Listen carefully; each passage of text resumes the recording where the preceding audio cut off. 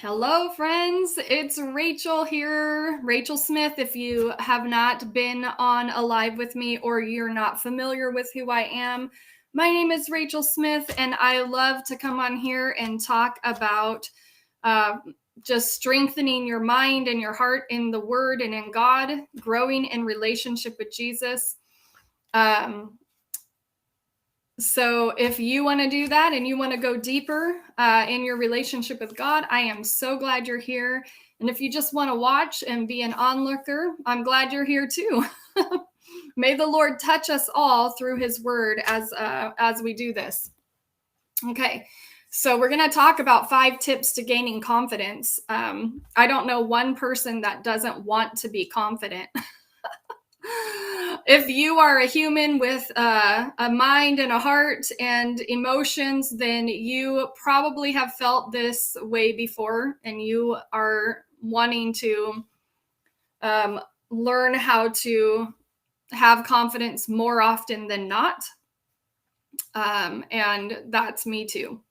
So if you're watching from the YouTubes, go ahead and hit subscribe, hit the bell to get notified of future videos that might drop.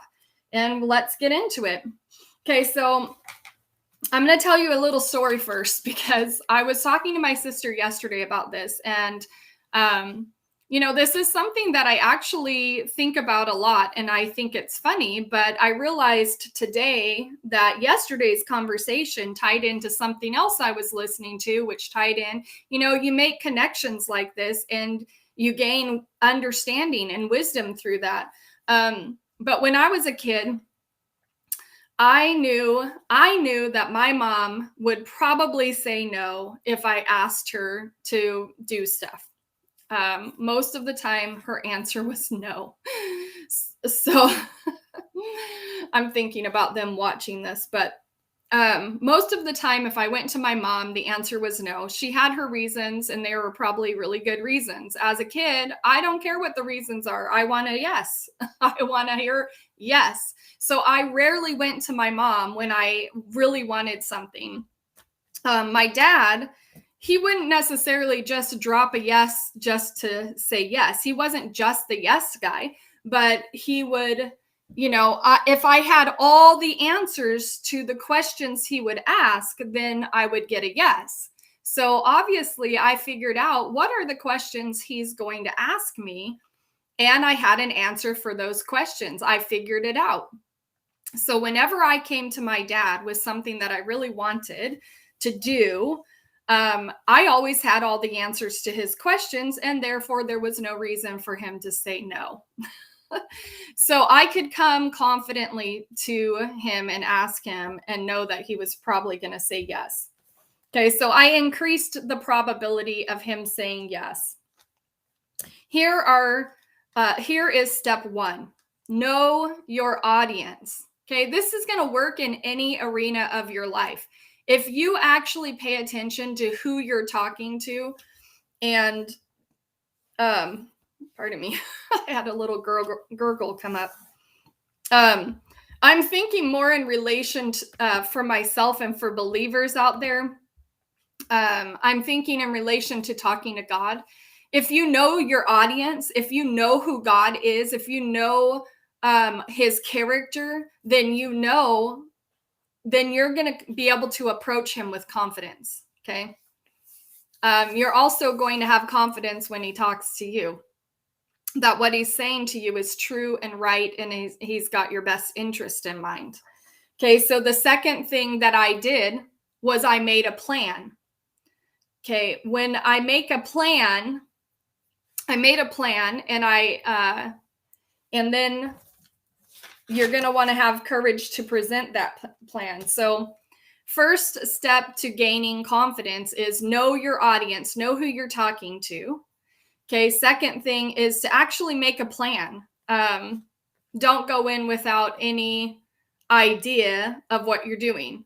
Of course, there's always little windows of opening for that, because I like to flow with the Holy Spirit myself. And so a lot of times I still get information as I'm talking, and what for the moment. So I'm not saying that your plan has to be stuck to, and it's got to be the solid thing. But it's definitely going to help you to take the steps, okay? I almost named this 5 steps to gaining confidence, because the truth is that confidence comes through activity. The thing that I was listening to today on my drive home from school drop off was the book Start With Why by Simon Sinek. And it's definitely talking all about how important having your why is, the reasoning behind what you're doing. Now, you all have a why. We all have a reason behind what we do. And the reasons that we have actually fuel the effectiveness of what we're doing as well. Okay, so the part of the book that I was at, he was talking about when the Wright brothers were creating the flying machine, right? And the part that stood out to me was when he said they took 5 parts out with them every time they went to test out the flying machine, because they knew that they were probably going to have at least 5 fails before they had a success. And the reason that it's still hitting me right here and in my gut, because the reason that makes sense to me is that, oftentimes we don't even try because we already believe that we're going to fail. And so avoiding failure is not the way to confidence. Okay, that's the way to safety, like just staying in your safe bubble or whatever, but you won't ever grow or attain or move forward in that place, because it requires movement to gain confidence. So here I'm going to say the third thing is courage to present it. Okay, so know your audience, create a plan, which the Wright brothers did, okay? They created a plan, and the knowing of your audience is a kind of your why, right? Good morning, Claudette. And I see Kelly on there on Instagram. I don't see any of my other platforms. So if you're there, hello. So know your audience, create a plan, and then have courage to present it, or courage to take steps forward with it. Okay, so if you know your audience and you make a plan, it's no good unless you actually do something with it. So courage to present it or to move forward with it takes steps on that plan. Okay. So in the story that I was telling you, I had to bring my plan to my dad. There was still an opportunity for him, or a possibility that he would say no, right? But had I not brought him the plan or even asked, and even simpler, if you don't have a plan, just ask, because you know what? You're not going to get an answer if you don't even ask the question, or you don't even ask for the thing. Okay, so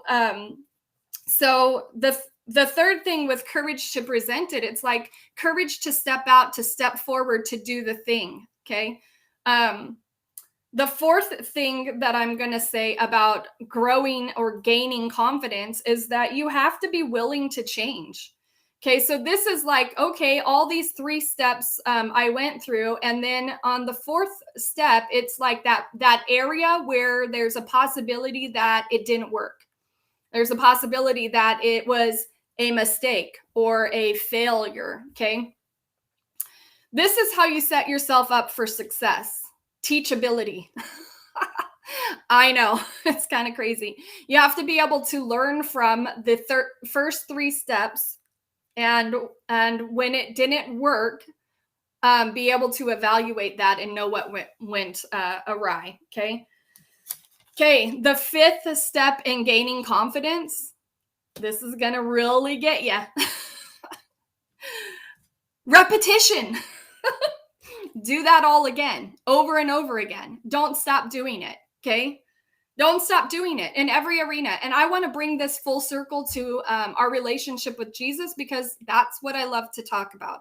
Okay, you can learn the natural things, speak of the supernatural. So if you are getting trained in natural things, I would encourage you to ask the Lord how this relates to the supernatural, because In my mind, this is like, whoa, how do I gain confidence in my walk with God? It's like my story I told at the beginning. Okay.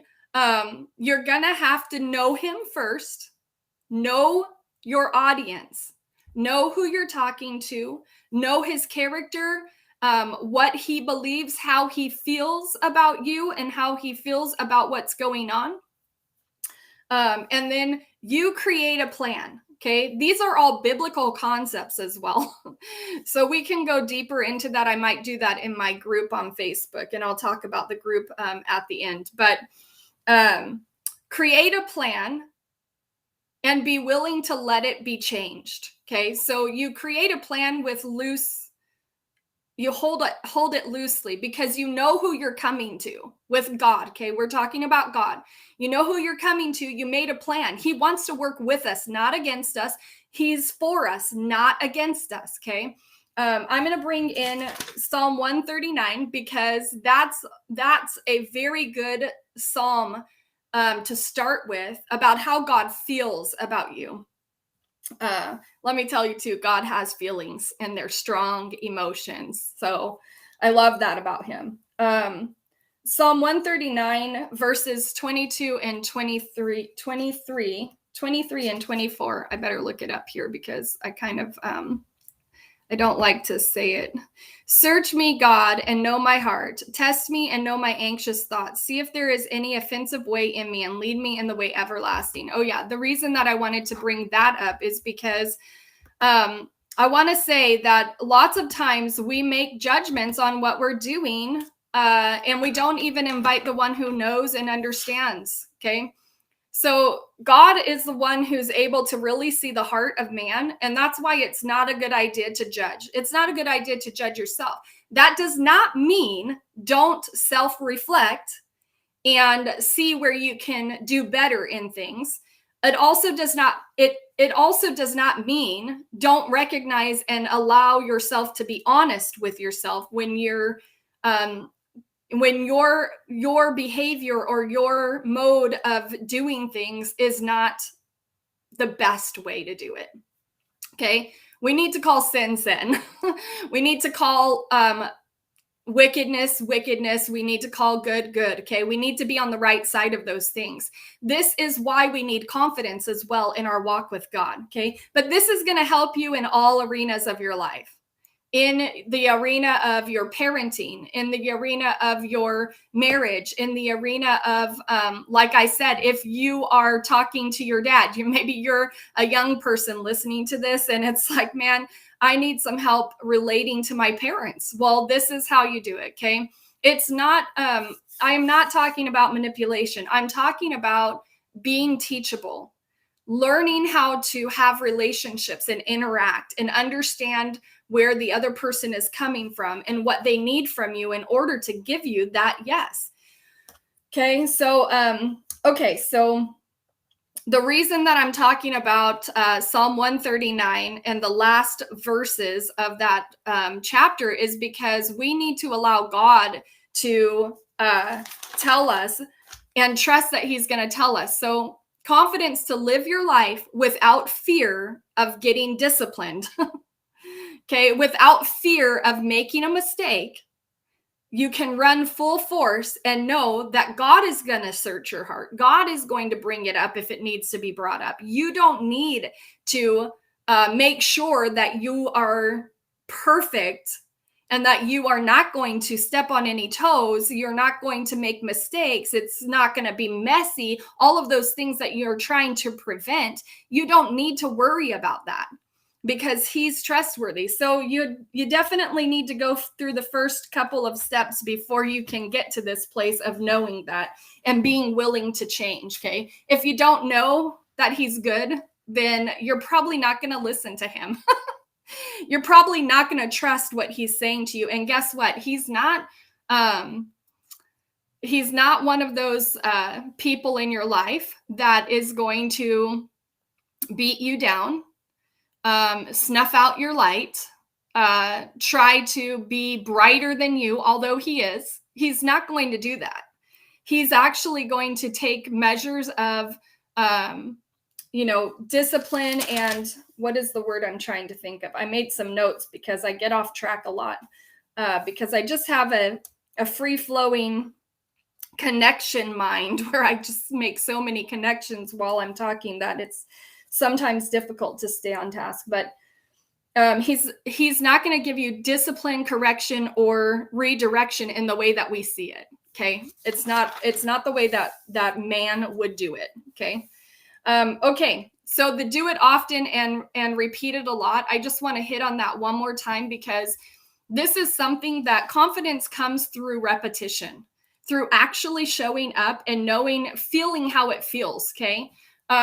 One time I went to a theme park and I had been on a loop-de-doo. I call them loop-de-doo. What are they called? It was a ride where you get into the cars and they go around and around. Okay. I was on a roller coaster. I was on one of those and I got to get on when I was too short and too small because my dad convinced them to let me on. What a great dad.